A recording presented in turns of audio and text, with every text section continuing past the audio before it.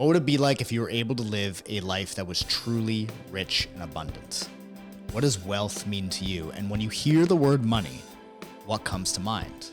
Is it something positive or negative? And what does it mean to you to truly be rich?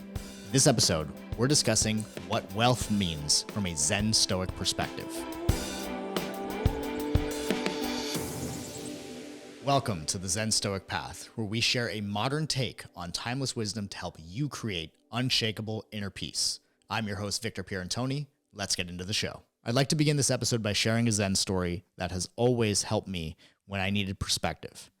There was once this Zen master who lived in a very simple house. Didn't have much in terms of decorations or valuables in the house. He just had exactly what he needed. And one night, a burglar broke into his house and noticed that there was nothing of value to steal. The Zen master returned home as the burglar was still in his house, and the burglar was shocked to see this man. The Zen master simply welcomed the man into his home, and the burglar, who was shocked by this reaction, had a bit of a frantic attitude. And so when he noticed he had nothing to steal, the Zen master offered him his clothes. The burglar, confused, took the clothes and ran away. Now, there sat the Zen master completely naked, without anything, any belongings of any kind. And he sat there and he just looked at the moon outside. And he said, "Poor fellow, I wish I could give him this beautiful moon." Now, the essence of that story is to say that, like anything else, when we talk about on the Zen Stoic Path show, we talk about this idea of how the finger pointing at the moon is not the moon. And we talk about money. Money is simply our symbol for value, but it is not value itself. It is the universal symbol that we use for value, so that we can crystallize that value and exchange it for goods and services in our world so that our world can function, so that we can function together and help each other solve problems and accommodate the needs that we have as human beings.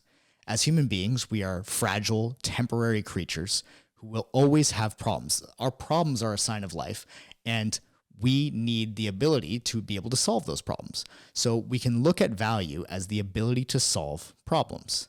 And we can look at money as the symbol for that value that we can actually trade. So if we really think about it, money is neutral. It is simply a symbol that we use. And just like the finger pointing to the moon, money itself isn't the value. It just points to the value. Now, this is a really important understanding for us all, because if we're going to be sitting here on the Zen Stoic Path talking about unshakable inner peace, we need to talk about the areas of life where our inner peace is shaken. And there are three main areas, three main categories where that's going to happen. It's going to be our wealth, our health, and our relationships. Now, in this specific episode, we're going to be talking about the category of wealth when it comes to the true meaning of wealth from a Zen Stoic perspective. Now, the reason why we want to talk about this is because for myself, and one of the reasons I was inspired to even record this episode is because I had a major blind spot. I was sitting here for 2 years talking about unshakable inner peace and using Zen Stoic philosophy for that. And yet there was still an area of my life where my inner peace was shaken. And it was the area of money, the area of bringing in money, supporting myself, providing for myself and those that I love. And what I noticed is that every time the money was good, I felt like the hero. And every time the money wasn't what I desired it to be, I felt like a victim of those circumstances. And it was this major blind spot where I would always get shaken. And then I just came to realize that the money didn't equate to my inner peace. My inner peace is something that I could have right here, right now, just by choosing it. But what it took was actually unwinding some of the beliefs that I had about money and being able to see it for exactly what it is. Remember, money itself doesn't have this inherent value to it. We give it value. We choose the meaning that we have for it. And so many people have different types of meanings that they associate to it. When I say the word money, do you have a positive or negative feeling? Or do you have a neutral feeling? Everybody reacts to this differently. Everybody has a different, what is known as an internal representation. So the way that you internally represent this concept and this idea of money in your head. So when I say this, some people will think to themselves, the old adage of money is the root of all evil. Is it really? Or is it the meanings that we associate to it? Because if you believe that money is the root of all evil, then money is always going to be some kind of a villain in your life. And when you have these exchanges, when you start to have these roles for different concepts of life, different circumstances, in this case money, you start to get caught in what is called a drama triangle. Now, a drama triangle is a way of understanding relationships to people as well as things and concepts in life. drama triangle has three parts. You can think of it as the three V's: the victim, the victor, and the villain. So at any one point, we can be caught in one of these things. And oftentimes when somebody says something like money is the root of all evil, or when somebody says more money, more problems, as the wise philosopher Biggie Smalls once said, then we're going to put ourselves in one of those points of that drama triangle. So if we're looking at money as, in my case, I was looking at it as when it was good, I was the victor. When it was bad, I was the victim. And money was always the villain, or the thing that I had to conquer. But if we look at it like that, we're going to ultimately create a very distorted relationship with it. And by creating that distorted relationship, we may make decisions that are unwise. Financially, we might buy things that we don't need in order to try to fill voids within ourselves that cannot be filled with material, but rather with a sense of actual inner peace that we derive from within. So when we talk about this episode, we want to really dive into this idea of what does it mean to have true wealth? So if we think about it, we've been saying that money itself has no inherent value. So for example, if you were on a desert island and you had a pile of $100 million and you had no one to exchange it with and you were just there by yourself, that $100 million wouldn't have much value to you because you couldn't eat that money. It's not edible. You couldn't hug that money, or that money couldn't hug you and tell you that everything was going to be okay. And the only value that it might have in that situation is that maybe you can use it to start a fire to keep yourself warm. But other than that, in that situation, in that context, it has no value. It merely points to it, and it's our symbol for it. So when we think about this idea, Alan Watts would talk about this all the time in his lectures, where he said, when we mistake money for wealth, it's like trying to be satiated by looking at a dinner menu, right? You can't eat the menu. You can't eat a picture of a cake or a sandwich. It's the actual food itself that has the value. So what is that money pointing to, and what is it actually allowing to become possible in our lives? One of the things that really helped me with this idea and what helped me to start to create some true inner peace around this topic of wealth, which, by the way, creating inner peace internally when it comes to wealth also results in an external result of you being able to bring in more money. Now, for me, one of the things that absolutely riveted me was this book here, the Tao of Solomon.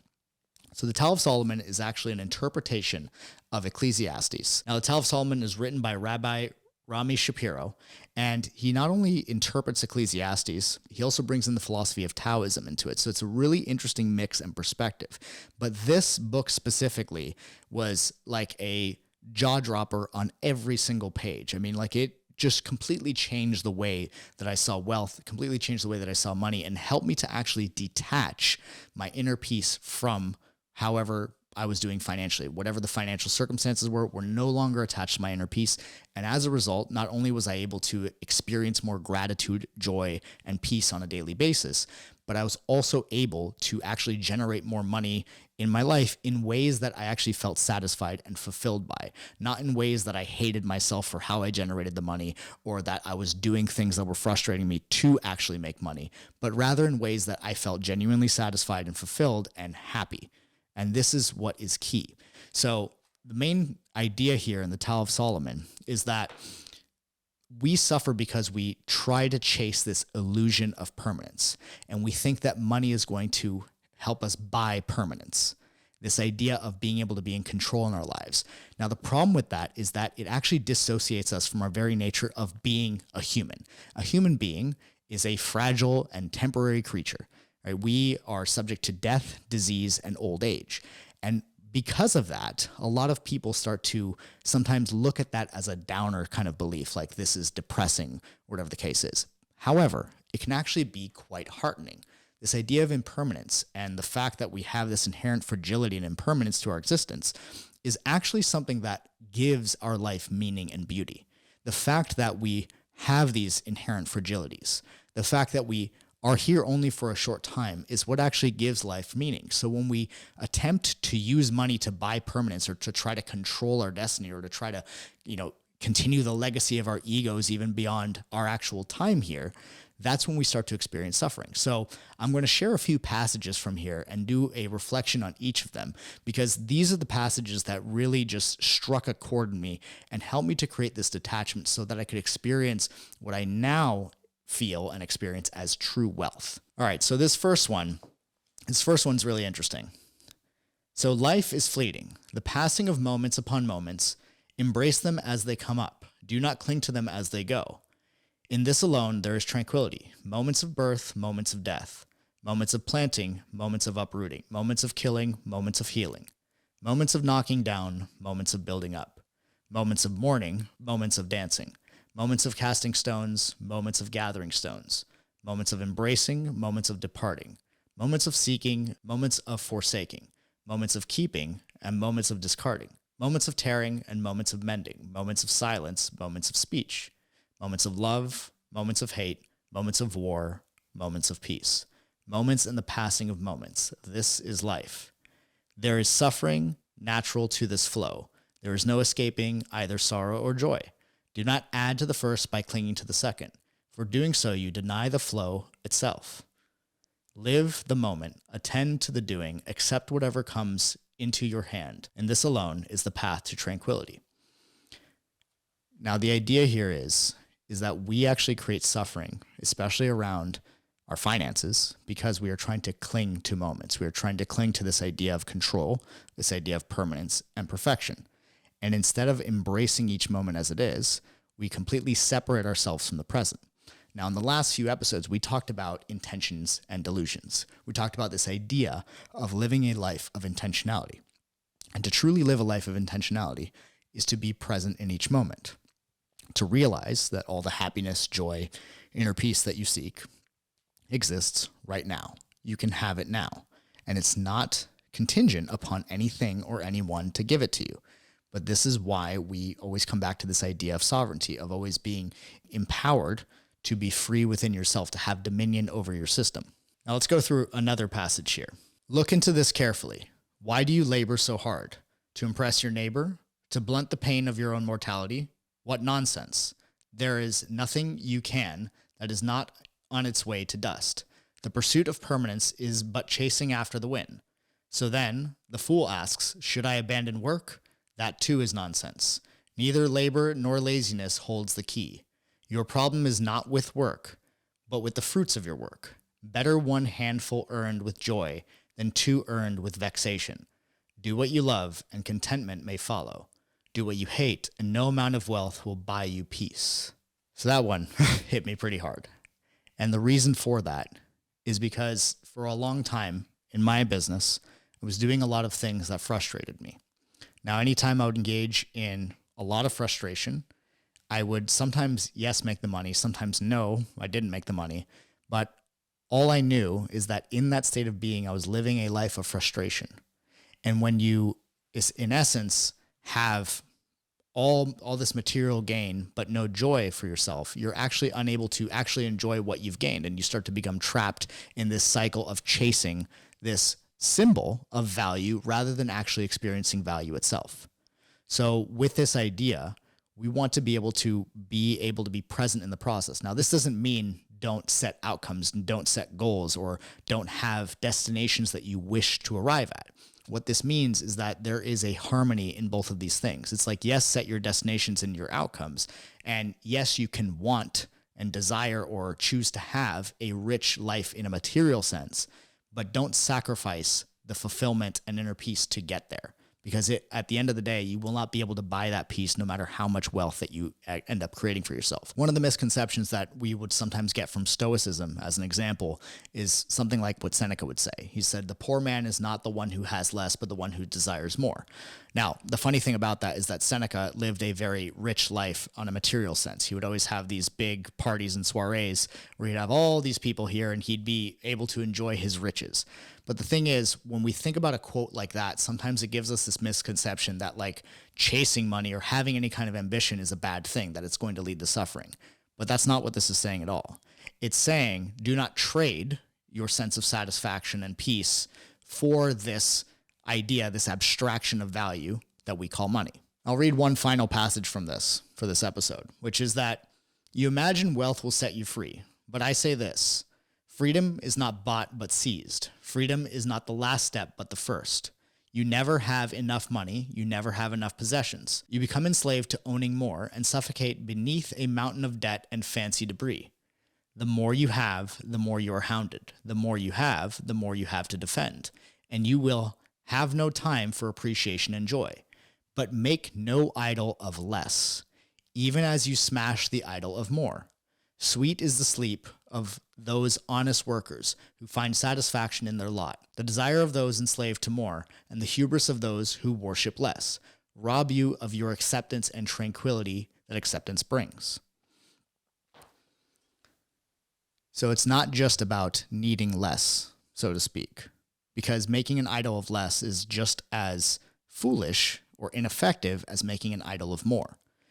This brings us back to what the Buddha was always saying in all of his lessons, which is to find your middle way. It's not about not having desires. It's not about not having material wealth. It's about realizing that you want to express what the Buddha would call right effort, or what we call with Zen Stoic philosophy integral effort, which is you're putting enough effort to continue going at the speed that you're going forever. Meaning that if you're going to work for a certain amount of money, you have a financial goal, then you do so in the spirit of, I can do this thing forever. I'm not just doing it for the money, but I'm doing it because I actually enjoy doing this. And ironically speaking, the more you enjoy something, the more you can actually generate and make. Because when we spend our time in a state of frustration, we deplete our energy, versus when we spend our time in satisfaction or joy or creativity or fulfillment, we actually generate more energy to be able to go further in any endeavor that we choose. And so when we think about this idea of true wealth is going to exist in being able to be completely present in what you're doing, being able to fall in love with the process. And doesn't mean to discard the outcomes and the destinations that you seek, but it means to always remember to make sure that the juice is worth the squeeze for you, because ultimately that is what's going to bring you that sense of inner peace.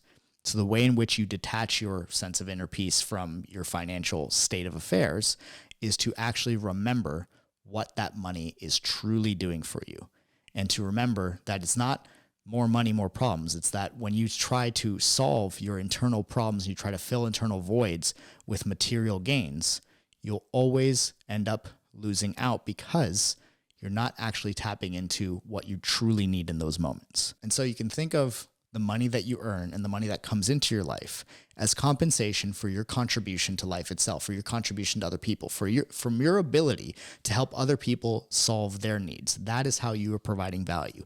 And in the next episode, we're going to be talking about what it means to actually live with a sense of purpose, to actually do what you're made for. And when you do what you're made for, not only are you able to earn what you'd like, but you're also able to truly enjoy the journey all at the same time. So in the next episode, we're going to be talking about life purpose and ikigai, which ikigai is a Japanese word for one's reason for being. If you want your reflection in the mirror to smile, it is important that you smile first. The key to creating wealth in your life is to begin to create wealth and abundance from within.